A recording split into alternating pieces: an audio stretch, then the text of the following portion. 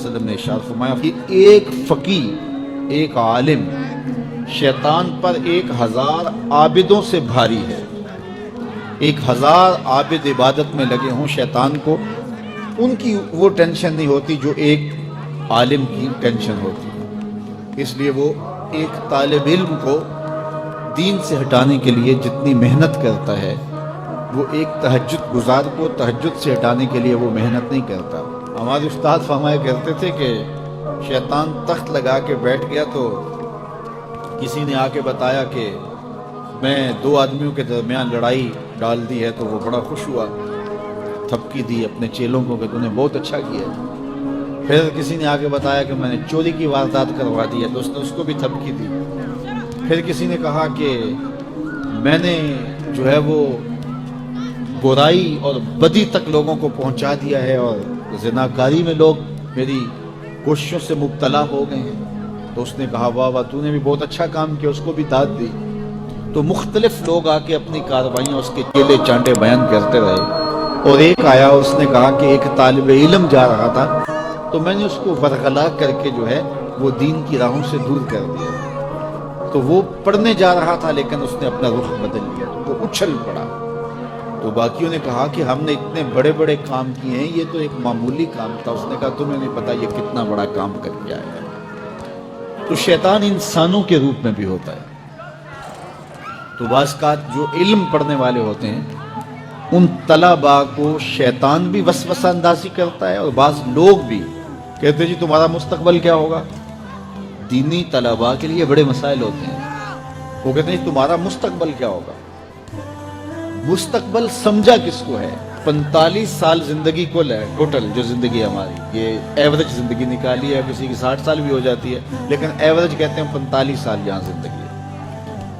اس میں چوتھا حصہ یا تیسرا حصہ تو سو کے گزرتا ہے نا، 8 گھنٹے بھی دن رات میں سوئیں آپ، تو 45 سال زندگی میں سے 15 سال نکل گئے، باقی 30 سال رہ گئے زندگی کے۔ اس میں بھی 8 سال بچپن کے نکال لو۔ وہ میرے ایک دوست نے بڑا حساب لگا کے نا، تو وہ کہتا ہے 16 سال بچتے ہیں ٹوٹل۔ جب 45 سال ایوریج زندگی ہے تو جو زندگی گزرتی ہے بھرپور وہ 16 سال ہے۔ تو میں کہتا ہوں کہ 1 سال جو ہے وہ یہ سیلفیوں کا بھی نکال لو، یہ بھی ہر جو ہے وہ آدھے گھنٹے کے بعد 5 منٹ یہ بھی صرف ہوتے ہیں۔ تو 15 سال 16 سال ٹوٹل زندگی ہے، اس کو مستقبل سمجھا جاتا ہے۔ اصل مستقبل کون سا ہے؟ اللہم ان العیش عیش الآخرہ۔ میرے حضور فرماتے ہیں اصل زندگی تو آخرت کی زندگی۔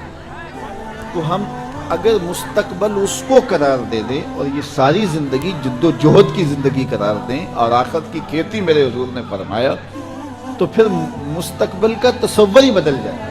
دیکھیے اس 10-15 سالوں کو 20 سال لگا لیں ان کو اچھا گزارنے کے لیے۔ ایک انجینئر ہے، ایک ڈاکٹر ہے، اور مختلف علوم و فنون کا حاصل کرنے والا ایک بزنس مین ہے، کتنی محنت کرتا ہے، جوانی جیسے حسین لمحے وہ دن رات ایک کر کے گزار دیتا ہے۔ عزیزوں کی شادی قریب ہے لیکن وہ نئی شادی پہ پہنچا جی، بس وہ اس کا بڑا حساس معاملہ ہے تعلیم کا، تو اس نے خوشیاں چھوڑ دیں، عیدیں چھوڑ دیں، گھر سے دور رہا۔ کیوں جی؟ میرا مستقبل سنور جائے۔ اپنے کیریئر کو بنانے کے لیے، اپنے کاروبار کو کھڑا کرنے کے لیے کس محنت کے اندر اس نے صرف کیے، اور مستقبل کتنا ہے، اور وہ بھی آرام سے نہیں پھر بیٹھ جانا، اس محنت کے بعد پھر اس مستقبل کے اندر بھی محنت مسلسل باقی رہے۔ لیکن وہ جو زندگی ہے جو حقیقی مستقبل ہے اس میں عمل نہیں ہے، حتیٰ کہ اس میں نمازیں بھی نہیں۔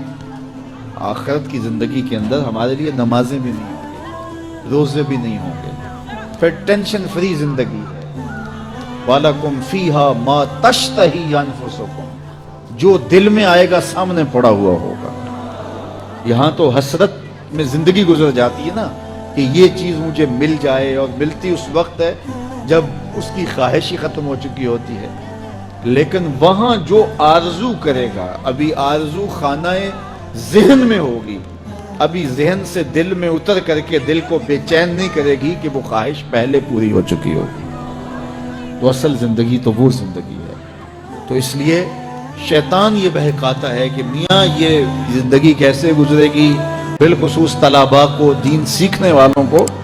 میں تو اپنے طلباء کو کہتا ہوں کہ میری زندگی اچھی نہیں گزر رہی، میں نے دین پڑھا ہے, میں دین پڑھانے کے کام میں لگا ہوا ہوں, تو کیا میری زندگی اچھی نہیں گزر رہی؟ میں تو مطمئن ہوں, اطمینان کی زندگی گزر رہی ہے. تو دین پڑھو, دین میں